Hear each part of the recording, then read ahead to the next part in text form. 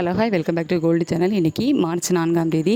நாளை தங்கம் மற்றும் வெள்ளியோட விலை நிலவரம் எப்படி இருப்பதற்கான வாய்ப்புகள் இருக்குது, எப்போதைய இரவு நிலவரம் எப்படி இருக்குது அப்படிங்கிறத பற்றி இந்த வீடியோவில் பார்த்துடலாம். மார்ச் 4ஆம் தேதி நமக்கு காலையில் தங்கம் விலை ஒரு கிராமுக்கு 265 ரூபாய் குறைந்து 22 கேரட் ஆபரண தங்கம் ஒரு கிராம் 15,200 ரூபாய்க்கு விற்பனை ஆகிட்டு வருது. வெள்ளி ஒரு கிராமுக்கு 20 ரூபாய் குறைந்து 295 ரூபாய்க்கு ஒரு கிராம் வெள்ளி விற்பனை ஆகிட்டு வருது.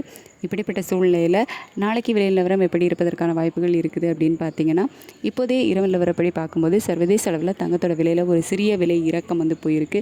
ஆனால் US டாலருக்கு நிகரான இந்திய ரூபாயோட மதிப்பு 92.19 பைசா அப்படிங்கிற ரேஞ்சில் இருக்குது. தொடர்ந்து இந்திய ரூபாயோட மதிப்பு நமக்கு வீக் ஆகிக்கிட்டே இருக்குது.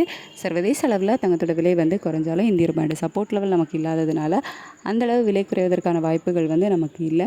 இப்போதைய இரவு நிலவரத்தை வச்சு பார்க்கும்போது சர்வதேச அளவில் ஒரு சிறிய விலை இறக்கம் தான் இருக்குது. அப்படிங்கிறதுனால நாளைக்கு விலையில் ஒரு ப்ளஸ் ஆர் மைனஸில் இருப்பதற்கான வாய்ப்புகள் தான் இப்போதைய நிலவரப்படி இருக்குது.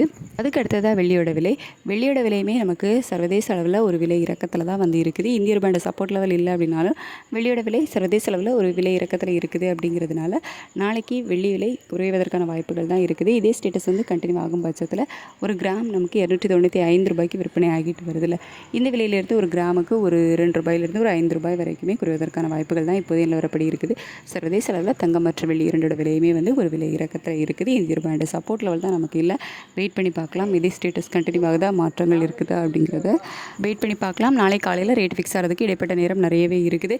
காலையில் நிலவரங்கள் எப்படி இருக்குது அப்படிங்கிறத பார்த்துட்டு காலையில் உள்ள வீடியோவில் நான் உங்களுக்கு தெரியப்படுத்துகிறேன். Thank you so much.